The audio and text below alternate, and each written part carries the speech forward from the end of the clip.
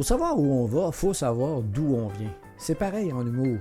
Les comiques du Québec en 33 tours, c'est une façon de ne pas oublier ces comiques, ces fantaisistes qui ont fait rire le Québec pendant plusieurs décennies. Pour certains, on va les découvrir, pour d'autres, on va les redécouvrir. Bienvenue à Comiques du Québec en 33 tours.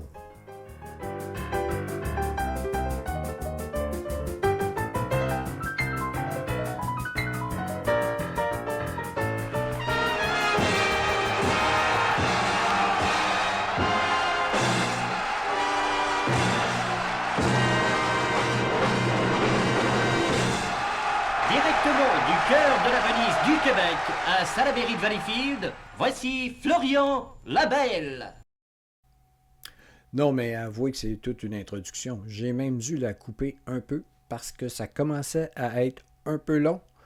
On peut dire que la maison de disques n'a pas lésiné sur le budget.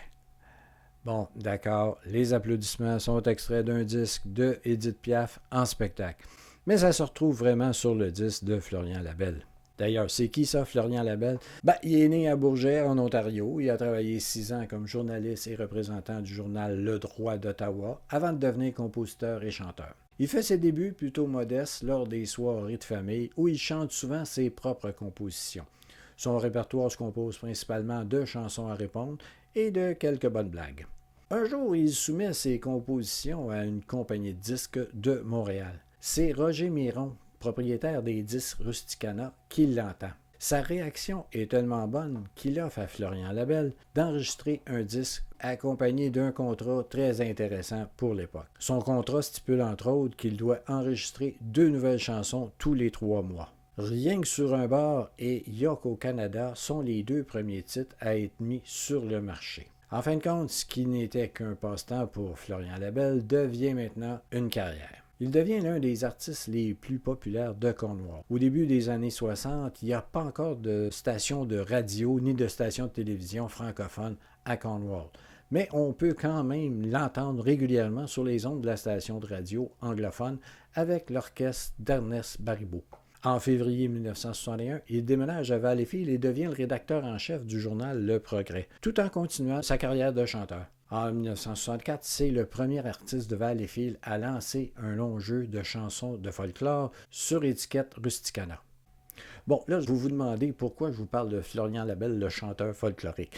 Bien, parce que, comme je vous disais un peu plus tôt, M. Labelle aimait bien raconter quelques bonnes blagues en spectacle, et sur ce 33 tours, nous en avons un bon exemple. En plus, sur la pochette de son disque, c'est écrit chansons, folklore et monologue comique, donc aucune raison de passer à côté. Alors, on écoute et on apprécie les 2 monologues comiques du disque de Florian Labelle. Avertissement. Le langage et les images contenues dans ce balado pourraient offenser certains auditeurs. Nous préférons vous en avertir. Désireux de faire un cadeau à sa fiancée à l'occasion de sa fête, un jeune homme se rend dans un magasin de nouveautés et achète une paire de gants. Sa sœur, qui l'accompagnait, en profite pour acheter 2 paires de culottes de soie. Surchargée de travail, la vendeuse se trompe d'adresse et envoie les 2 paires de culottes à la fiancée. Le tout accompagné d'une lettre que le jeune homme avait prié de joindre au paquet. Ma chérie, n'ayant pas eu le bonheur d'être près de toi pour ta fête, je t'adresse ce petit souvenir qui te dira où se trouve ma pensée en ce jour. Mon choix était difficile et je me suis décidé à acheter cet article. C'est que j'ai remarqué que tu n'en portais pas. Mon cœur me conseillait de les prendre plus longs. Mais la vendeuse m'affirme que la mode était au cours avec des boutons.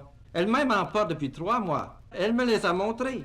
Ils sont à peine froissés et encore très propres. Ah, ma chérie, si je pouvais te les enfiler pour la première fois, quel serait mon bonheur? Hélas, je ne pourrai te voir que dans quelques jours. Je me résigne alors en songeant que la main de plusieurs jeunes gens les frôleront avant la mienne. Mais j'espère que tu les porteras. Ainsi tu penseras à moi plusieurs fois par jour en les enlevant. Je les ai fait essayer par la vendeuse, qui semble avoir la même taille que toi. Pendant ce temps, je l'ai observé. L'effet était ravissant. Et je suis sûr qu'il en sera de même pour toi. Permets-moi cependant de te donner un conseil.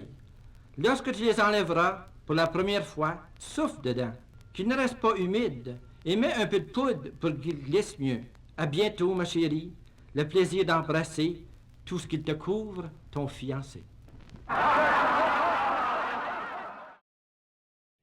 L'histoire se passe en 1904, peu après l'expulsion des religieuses de France. Un groupe de celles-ci a trouvé refuge dans un cloître italien où chaque semaine, un prêtre français vient célébrer les offices. Un jour, celui-ci se trouvait dans l'impossibilité absolue de remplir sa tâche. Il demanda à un prêtre italien de le remplacer pour prêcher en français. Ce dernier accepte, mais seulement le dimanche arrivé, il fut très embarrassé, car il n'avait pas préparé son sermon, et de plus, il avait de la difficulté à s'exprimer en français. Il se dit, je vais parler de la prière. Mais il lui fut impossible de se rappeler comment le mot prière se disait en français. Comme en latin, ce mot se dit pétere, il pensa qu'en français, ce mot devait se dire péter. Et il annonça son sermon comme suit. Mes bien chers et bien-aimés sœurs, Dieu veut que nous soyons réunis aujourd'hui, que sa sainte volonté soit faite. Mon sermon de ce jour se divisera en 3 parties. Je vous parle d'un noble et grand sujet, péter. Tout d'abord, je vous dirai, premièrement, pourquoi il faut péter.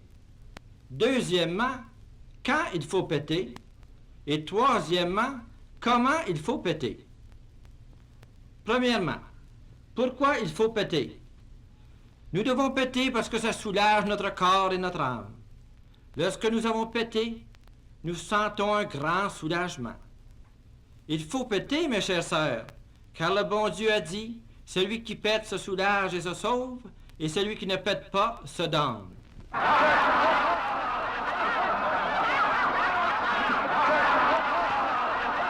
Deuxièmement, quand il faut péter, toute occasion est bonne.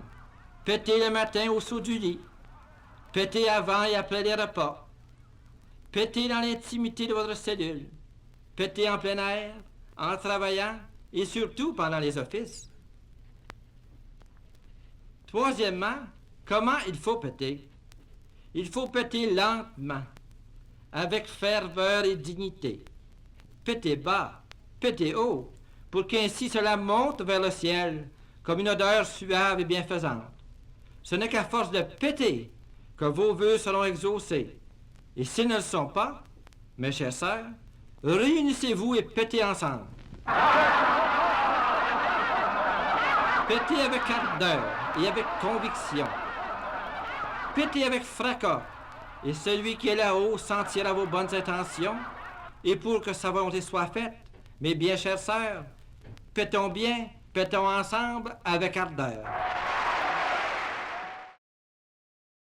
Voilà, Florian Labelle. Je vous laisse aller vérifier si dans les vieux disques de vos parents, de vos grands-parents, ou même ce cher oncle Alfred, vous ne trouveriez pas un disque de Florian Labelle. C'était Les Comiques du Québec en 33 tours. Mon nom est Stéphane Lacor et je vous dis à la prochaine. Minute Rose, à vous remercier sincèrement de nous avoir si bien encouragés durant ce long jeu. Oui, oui, vous êtes bien gentil, réellement. Si vous l'avez pas aimé, ben gardez ça pour vous autres. Ah, oui, ah, oui. Et si vous l'avez aimé, la plus belle publicité que vous pouvez nous faire, dites-la à votre belle-mère. Tout le monde va le savoir. Bonsoir.